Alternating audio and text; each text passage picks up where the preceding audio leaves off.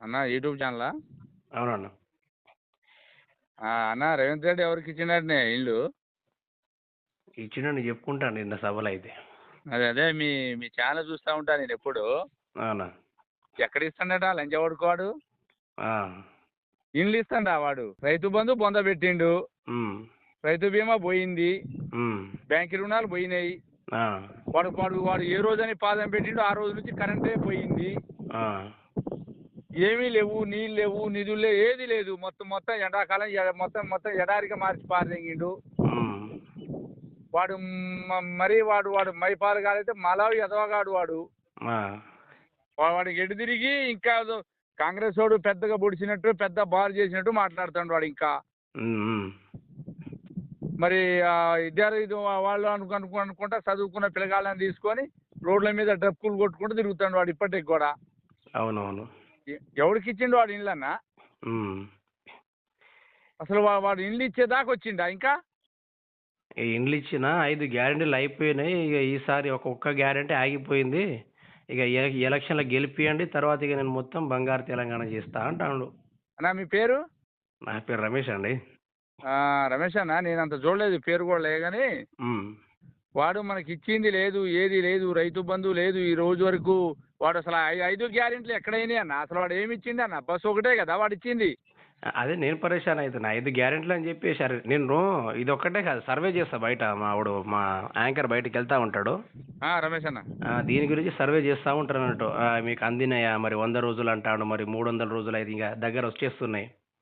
ఏంటి సంగతి దగ్గర పోయి అడుగుతా ఉంటే ఇంకేం రాలేదు మాకు. ఆయన ఒక ఉచిత బస్సు అనేది సిటీలో నడుస్తుంది, మా దగ్గర కూడా లేదు, ఏం లేదని ప్రజలు అంటున్నారు. మరి ఈయన నిన్న చూస్తేనేమో అన్నీ అయిపోయినాయి, ఒకటే ఉంది. ఇక నాకు ఎక్కడ ఫ్యూజ్ ఎగిరిపోయిందంటే ఆయన 100 రోజుల్లో ఇల్లు కూడా ఇచ్చిండట నిన్నటి చూసుకుంటే. ఇక చూసి నాకు ఏమనిపించిందంటే, ఇక ప్రజల్ని మోసం చేసుడు మరీ ఓవర్ అయిపోయింది. ఇది ఎట్లా అంటే ఇప్పుడు ఇంకా ఈ పార్లమెంట్ లో ఇంకా మోసం చేయడానికి చూస్తే ఏముండవన్నా రమేష్ అన్న, ఏముండవు. వాడు ఏమి ఏడు రాబోయే కాలంలో ఈ లంజ కొడుకు పాదం ఉంటే ఒక వాన చినుకు కూడా కురదు, వాన కూడా కురదు. అవునవును, ఇట్టే ఉంటది. ఈ ఎండాకాలమే ఉంటది, ఎండాకాలమే ఉంటది. వాడు ఇచ్చేది ఇల్లు లేదు. ఇప్పుడు 5 గ్యారెంటీలు అయిపోయినాయి అన్నాడు. ఒక బస్సు ఒకటే ఆయన పెట్టింది. అవును. ఇప్పుడు మనకు బస్సు ఒకటే పెట్టిండు తప్ప ఈ ఆడోళ్ళకి 2500 ఎటు పోయినాయి, మరి గ్యాస్ ఎటు పోయింది. మరి ఈ రకంగా చెప్పుకుంటా పోతే ఆయన చెప్పిన మొత్తం అసలు మనకి ఏ వచ్చినాయి, ఏది లేదు. చూడటానికి బస్సు ఒకటే కానొస్తుంది. ఆ బస్సులో కూడా అసలు మొగోళ్ళు అడుగు పెట్టడానికి కూడా వీల్లేదు. ఆడోళ్ళు వాళ్ళే తనుకుంటున్నారు. ప్లస్ రెండోది ఏంటంటే, ఆడోళ్ళు ఎక్కడైనా 2-3 కానొచ్చారంటే బస్సు ఆపే పరిస్థితి లేదు. అవునవును, అది కూడా కరెక్టే. హైదరాబాద్ వచ్చా మొన్న హైదరాబాద్ వస్తే కామినేని హాస్పిటల్ ఎదురుగా 10 మంది ఉన్నారు ఆడోళ్ళు. కామినేని పక్కలో పెద్ద హాస్టల్ స్కూల్ ఒకటి ఉంది. అందులోంచి అందులో వర్క్ చేసే వాళ్ళు రోడ్డు మీదకి వస్తే కనీసం బస్సు ఆపే దిక్కు లేదు. ఆడోళ్ళు ఏమో ఇబ్బంది పడుతున్నారు. వాడిని కొద్ది తిట్లుగా తిట్టేది. మొత్తం దళాలి వ్యవహారం, దళాలి ముంచే ముచ్చట. ఇంకా రెండో మాట సందేశమే లేదు వాడి దగ్గర. మొత్తం ఉత్తదే. అవునవును, మొత్తం ఇదన్నా చేసేది. మా గట్టే పెడతాడు. ఏముంది రమేష్ అన్న, ఇప్పుడు మనం చూడంగా కుటుంబ పాలన అనుకుంటా కేసీఆర్ పొద్దున లేస్తే కేసీఆర్ మీదనే మాట్లాడతాడు. అవును. మరి అలా కుటుంబ పాలన ఎట్లయింది? ఇప్పుడు నెహ్రూ గాంధీ కాడ నుంచి వచ్చేది మొత్తం కాంగ్రెస్ పాలన వస్తుంది. స్వయంగా వాళ్లే నడిపించేది. రాష్ట్రంలో చూస్తే మొత్తం రెడ్డిలే. ఏరే కులం ఒక ఎస్సీనా ఈయన అనేది లేదు. వాడు చూడు, వాడు కడియం శ్రీహరి. అవునవును. అసలు ఆయనకి ఏమైనా బుద్ధి ఉందా? కేసీఆర్ తెలుగుదేశం నుంచి వస్తే ఆయనకు సీట్ ఇచ్చి ఎమ్మెల్యే గెలిచిండు, ఎమ్మెల్సీ చేసిండు, మళ్ళా డిప్యూటీ సీఎం అయిండు. ఆయనకు సీటు ఇచ్చిన తర్వాత బిడ్డకు వరంగల్ అయిన తర్వాత ఉదయం మాట్లాడుకొని సాయంత్రమే క్యాన్సిల్ ఇతర చేసి కాంగ్రెస్ లో కలిసిండంటే అసలు ఏమైనా సిగ్గు శరం ఉందా? అవునవును. అసలు అన్నం తినేటోడా గడ్డి తినేటోడా అని అనుకోవాలనా? పోయినాడు కానీ మళ్ళీ రాజీనామా చేసి కూడా పోలేదు. మళ్ళీ రాజీనామా కూడా చేయలేదు. మనిషి అయితే మానవత్వం ఉంటే రాజీనామా చేసి అందులో పోయి కలవాలి. అవును. నువ్వు ఈయన భిక్ష, ఈయన వల్ల నువ్వు గెలిచి నువ్వు అందులో పోయి ఉంటే నువ్వు ఏం లాభం? అది నువ్వు రాజీనామా చేయాలి, మొగోడివి అయితే అందులో పోయి గెలవాలి. అందులో పోయి గెలిచి నీ సత్తా ఏందో చూపెట్టుకోవాలి. అవును. నువ్వేం లేకుండా నువ్వు ఎట్లా పోయినావు? పోయి నువ్వు చేసేది వాళ్ళని. అలాంటి వాడు ముందే జీరాలి. వాస్తవంగా టీఆర్ఎస్ పార్టీకి కడియం శ్రీహరి కొట్టిన దెబ్బ ఎవరు కూడా కొట్టలేదు. అవునవును. సీట్ తీసుకొని ఆయన కేటాయించిన తర్వాత చేసిండు. మళ్ళీ మొదటిసారిగా ఎంపీ మొదటిసారిగా పేరు లిస్ట్ అవుట్ చేసింది మళ్ళీ వాళ్ళ కూతురుదే ఫస్ట్. ఆయన కూతురుదే. మరి ఆయన కేసీఆర్ గారి ఆశీర్వాదం కావాలంటే మన ఆశీర్వాదం కోసం కూడా మన కేటీఆర్ గారు స్వయంగా ఒక రోజు ఆశీర్వాదం కోసం కూడా పంపించిండు, ఒక రోజు కేటాయించి. చూడు ఇదా ఆయన చేసిన సాయానికి ఈయన మెడకాయ కోయటమా?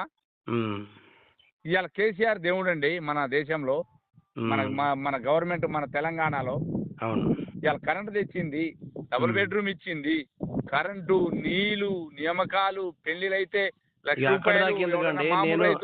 నేను న్యూస్ చేస్తా ఉంటే, ఇప్పుడు న్యూస్ చేస్తా కదా నేను స్క్రీన్ మీద, అట్లా నేను ఇట్లా పేపర్ పెట్టి ఇట్లా చేసే లోపల కథం కరెంట్ వెళ్ళిపోతుంది. కరెంట్ వెళ్ళిపోద్ది. మీకు బెదిరిస్తా ఉన్నారు. మన విజయ్ రెడ్డి ఉంది మేడం, ఆమెకు ఒక ఎదవగాడు అటు ఏదో ఊరట వాడిది, వాడు ఫోన్ చేసి మాట్లాడతాడు. అసలు మామూలు మాటలు కాదు.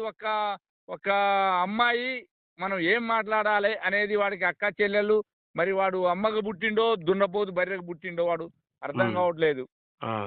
అట్లా మాట్లాడతాడు. మీ మొత్తం నేను వింటా ఉంటా మీ ఛానల్లో. అట్లా మాట్లాడేది. మీరు దొంగని దొంగ అంటున్నారు తప్ప మంచోడిని దొంగ అనట్లేదుగా. అవునవును. మరి మీరు చేసే తప్పే ఉందని వాళ్ళు మీ మీద ఫైర్ అవుతా ఉన్నారు. మీ మీద ఫైర్ అయితే ఏమవుతుంది? అదే వాడు ఏమన్నాడు, మనకు 9వ తారీఖే మొత్తం బ్యాంకు రుణాలు మాఫీ అనడా? అవును. మరి ఏది ఈ రోజు వరకు ఏది? ఇప్పుడు దగ్గర 4 నెలలు దాటుతున్నాయి కదా. ఇప్పుడు ఆగస్ట్ ఇస్తాడట. ఆగస్టు ఇస్తాడా? ఇలా మార్నింగ్ నీకు చూసిల్లా? వాడు ఏం చేయలేడన్నా, ఏం చేయలేడు, ఏం ఇయ్యలేడు, ఏది లేదు. మళ్ళీ ఇందులో కూడా గెలిచి బయటకి గడ్డ ఎక్కిన తర్వాత ప్రజల దిక్కు రాడు. మీకు నేను చెప్పిన తర్వాతనే మీరు ఓట్లేసి నన్ను గెలిపించారు, నేను చేసిన దాకా ఉండండి అవునవును అనే మాట అంటారు తప్ప రెండో మాట కూడా అన్నాడు. రెండో మాట కూడా లేదు, ఆయన దగ్గర ఆన్సర్ కూడా లేదన్నా.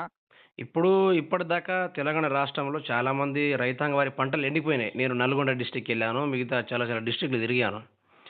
ఆడ పెద్ద పెద్ద ప్రాజెక్టుల రిజర్వేర్ల నీళ్లు ఉండి కూడా ఆయన ఇడవలేదు. అప్పుడు కూడా ఆయన దగ్గరికి వెళ్ళి రైతులు చనిపోతా ఉంటే పరామర్శించింది లేదు.